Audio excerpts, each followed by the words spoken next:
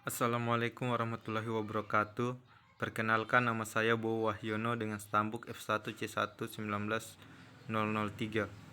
Maksud saya untuk mempresentasikan PowerPoint ini yaitu untuk menyelesaikan tugas biokimia saya yang berjudul Sistem Buffer, Keseimbangan Asam Basa, dan Cairan Elektrolit dalam Tubuh. Sistem buffer dalam tubuh. Yang pertama, buffer bikarbonat atau H2CO3 terdapat dalam semua cairan tubuh, berperan penting dalam menunjang keseimbangan asam dan basa. Buffer protein sangat penting untuk menetralkan kelebihan karbonat dalam plasma. Selanjutnya, buffer fosfat sangat penting untuk sel darah merah dan ginjal. Dan buffer hemoglobin. Pengaturan sistem keseimbangan asam basa cairan intrasel dan ekstrasel. Cairan intrasel. Cairan intrasel adalah cairan di dalam membran sel yang berisi substansi terlarut atau solut yang penting untuk keseimbangan cairan dan elektrolit untuk metabolisme. Cairan ekstrasel. Cairan ekstrasel merupakan semua cairan yang terdapat di luar sel dan terdiri dari elektrolit dan berbagai bahan nutrisi yang dibutuhkan oleh sel untuk mempertahankan fungsinya. Pengaturan sistem keseimbangan asam basa sistem pernapasan. Pengaturan retensi dan ekspirasi CO2 darah diatur oleh kadar PCO2 ekstrasel. PCO2 lebih besar dari 40 mmHg.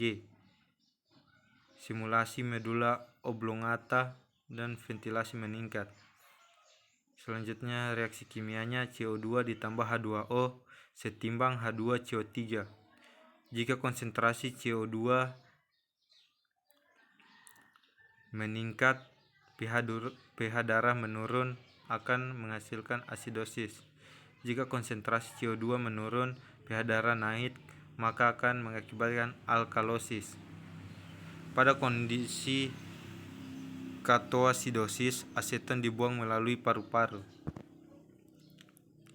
Pengaturan sistem keseimbangan asam basa di sistem ginjal.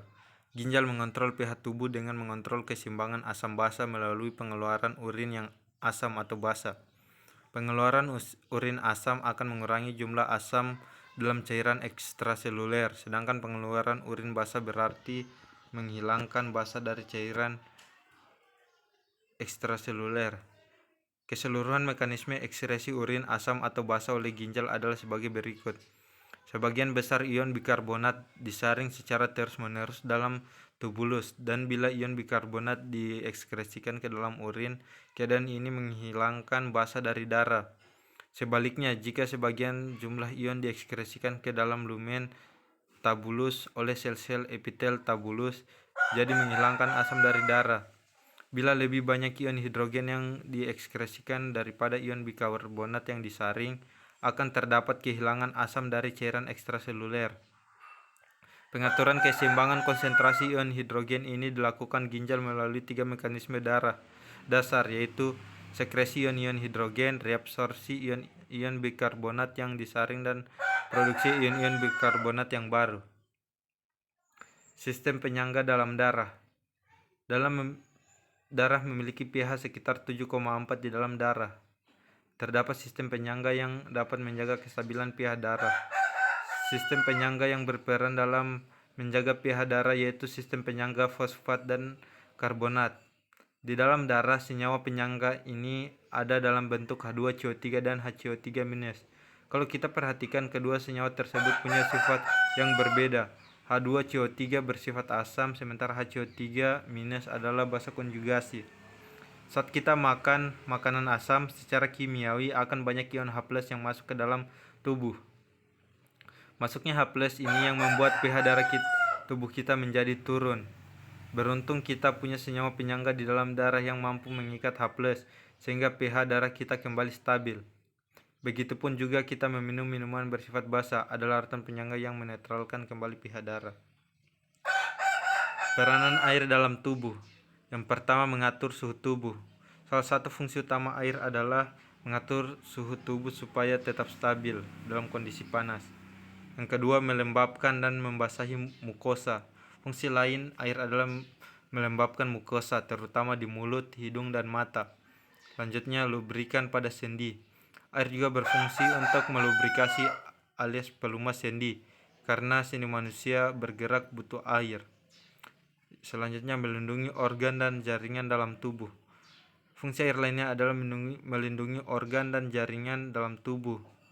Ingat, sel-sel dalam tubuh semuanya isinya adalah air, jadi sangat penting untuk memiliki cukup air. Selanjutnya, mencegah konstipasi. Kalau bicara masalah konstipasi, kebanyakan orang berpikir masalah serat. Jangan lupa, air juga berperan. Sebelum dibuang menjadi kotoran, air itu diabsorpsi oleh tubuh. Selanjutnya, melarutkan zat gizi.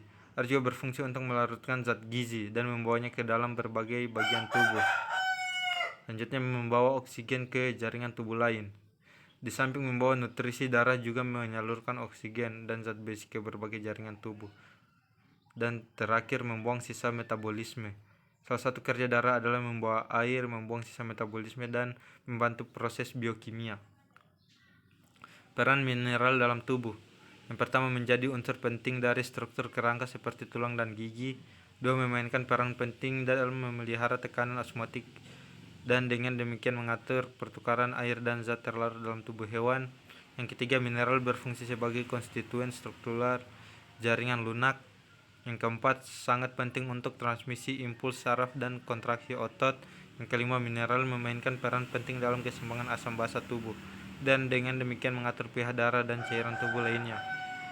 Selanjutnya, berfungsi sebagai komponen penting dari banyak enzim, vitamin, hormon, dan pigmen pernapasan, atau sebagai kofaktor dalam metabolisme, katalis, dan aktivator enzim. Merawat fungsi otak, mencegah nyeri otot, dan menyalurkan oksigen ke seluruh tubuh.